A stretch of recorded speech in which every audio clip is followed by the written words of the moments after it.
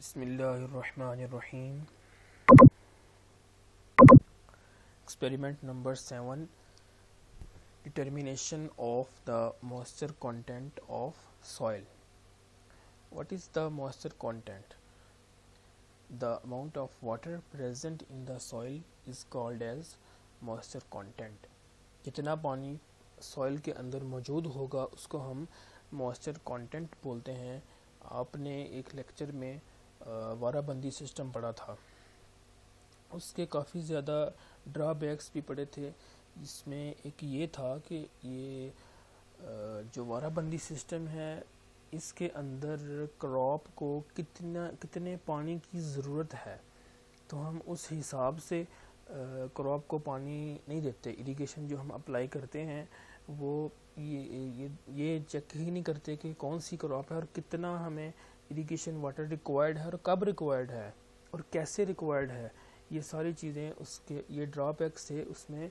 तो वो था supply based system. There are two types of system, supply based system and demand based system. Warabandi system was supply based system. हमारे पास water की supply थी और हमने पानी जो इरिगेशन वाटर है वो अप्लाई कर दिया। इट डजेंट मैटर कि कौन सी क्रॉप है और किस स्टेज पे है और उसको कितने ड्यूरेशन के लिए पानी चाहिए था। तो this is called as supply based system. Demand based system वो होता है जिसके अंदर हम पहले चेक करते हैं कि इसको पानी चाहिए कितना, ये कौन सी क्रॉप है, कौन सी स्टेज है, कितना पानी चाहिए, किस टाइम चाहिए और जो इरिगेशन मेथड है वो कौन सा होना चाहिए। जिससे हमारा असल मकसद जो है वो है हमारे पास मैक्सिमम यील्ड हो, क्रॉप की जो यील्ड है हमारे पास क्वांटिटी है वो मैक्सिमम हो और हमारा कम से कम पानी लगे, जितना कम हम कर सकते हैं। और वो एक ऑप्टिमम क्वांटिटी है वाटर की जो हम अप्लाई करेंगे। यानी ऑप्टिमम ऐसी क्वांटिटी को बोलते हैं जिसमें हमारा जो है वो क्वालिटी और क्वांटिटी ऑफ क्रॉप दोनों डिस्टर्ब ना हो। यानी कि हमारी पानी भी कम से कम लगे जितना हो सकता है और लेकिन क्रॉप की जो क्वांटिटी है वो मैक्सिमम हो, इसको बोलते हैं ऑप्टिमम। तो optimum amount of water should be applied as an irrigation to the crop so that we can get maximum quantity of crop as well as its quality will also not be deteriorated, कि उसकी जो crop की हमारे पास quality है वो भी disturb ना हो। अगर हम ज़्यादा अमाउंट में पानी देंगे तो एक तो पानी ज़ाया होगा और दूसरा हमारी क्रॉप की जो क्वांटिटी है वो भी उस पर भी असर अंदाज होगा और क्वालिटी भी अच्छी नहीं होगी। अगर हम कम मिकदार में पानी देंगे तब भी quality and quantity of crop both will be impacted. तो हमने each and every drop of water should be utilised by the crop. एक एक कतरा जो पानी का है वो हमने सेव करना है, because Pakistan is now a deficit country of water with regarding to the water. तो हमने चूँकि एक एक पानी का जो कतरा है उसको भी सेव करना है, तो इसलिए जो डिमांड बेस्ड सिस्टम है उसके अंदर हम पहले चेक करते हैं हमें कितना पानी रिक्वायर्ड है, कितना चाहिए। तो उस सारे प्रोसेस को करने से पहले वो आप किसी लेक्चर में नेक्स्ट इरिगेशन स्केजुलिंग में सारा डिटेल के साथ पढ़ेंगे, लेकिन उसका फर्स्ट स्टेप ये है कि हमने सबसे पहले चेक करना है कि हमारी जो सॉइल है उसके अंदर ऑलरेडी अमाउंट ऑफ वाटर कितना है, ऑलरेडी उसके अंदर मॉइस्चर कंटेंट कितना है। जब तक हमें ऑलरेडी मॉइस्चर कंटेंट जो उसमें मौजूद है उसका नहीं पता होगा तब तक हम आगे फर्दर कोई डिसीजन नहीं ले सकते। तो हमने डिटरमिन करना है moisture content of soil. There are different methods for this like gravimetric method, इसके अलावा tensiometer method. These are different devices for measuring the moisture content। Devices भी हैं इसमें, कुछ मेथड्स हैं। तो टेंशियोमीटर मेथड है, ग्रेविमेट्रिक मेथड है। ये टेंशियोमीटर की डायग्राम बनी हुई है। इसके अलावा जिप्सम ब्लॉक भी यूज़ होता है, ये भी एक मेथड है। ये जिप्सम ब्लॉक की डायग्राम है। और इसके अलावा स्पीडी मॉइस्चर टेस्टर ये भी यूज़ होता है, ये इसकी डायग्राम है। और इसके अलावा न्यूट्रॉन प्रॉब मेथड ये इसकी डायग्राम है। तो ये सारी डिवाइसेस भी गिवन हैं। और इसके अलावा एक होता है TDR,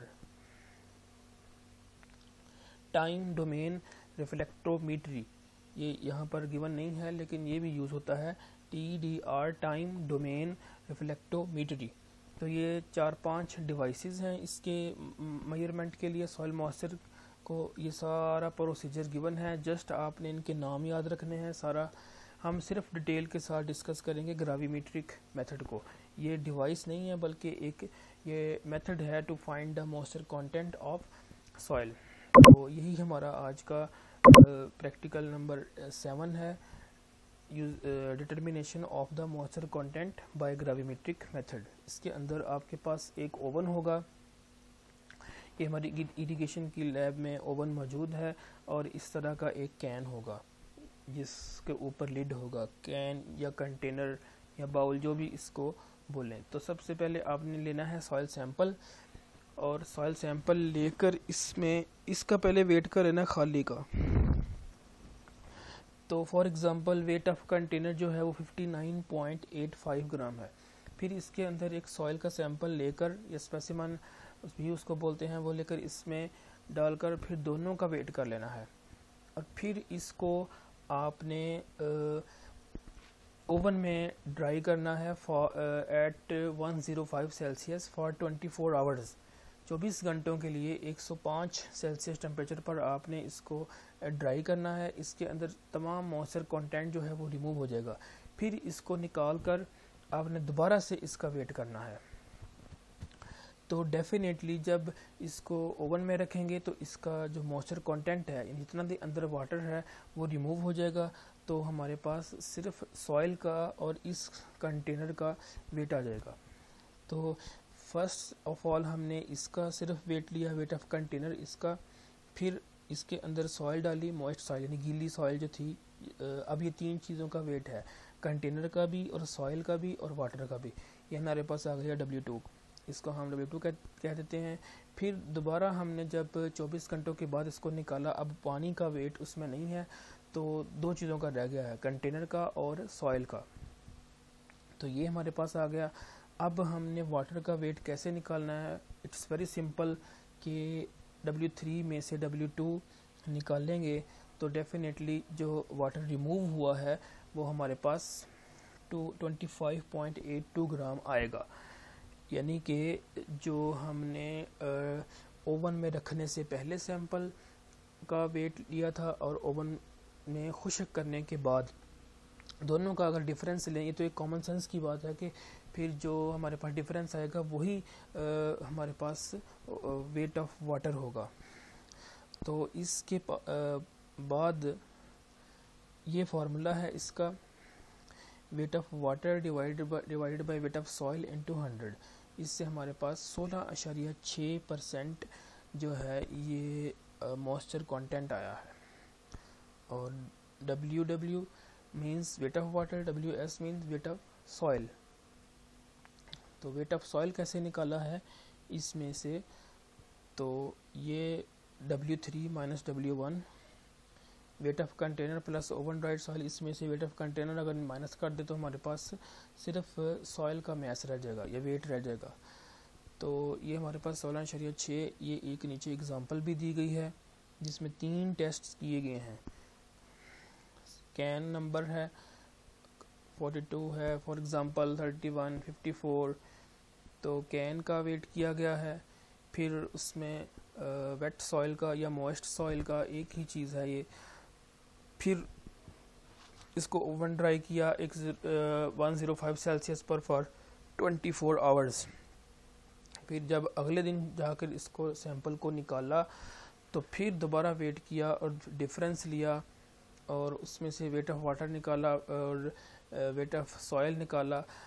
तो हमने ये फार्मूला लगाकर, ये फार्मूला वही है जो पीछे है, तो हमारे पास 16.2 परसेंट जो है ये मॉइस्चर कंटेंट आया है। इस केस में मैस और वेट, वैसे तो फिज़िक्स के अंदर मैस और वेट का काफ़ी डिफरेंस है, लेकिन यहाँ पर वो बेसिकली मैस ही है, मैस इन ग्राम्स। तो इसको बुक में इसने वेट बेसिस लिखा है। ये मेथड है moisture content percentage on wet basis, wet mean mass. This is all about today's practical. ये हमारा फर्स्ट स्टेप है इरिगेशन अप्लाई। जो प्रोसीजर है हमने फाइंड करना है कि कितनी हमने इरिगेशन, कितना पानी हमने किसी मखसूस क्रॉप के लिए हमने अप्लाई करना है। उसके लिए सबसे पहला ये स्टेप है to find the moisture content of soil. तो ये first step, that is your practical number 7। Thank you, अल्लाह हाफिज़।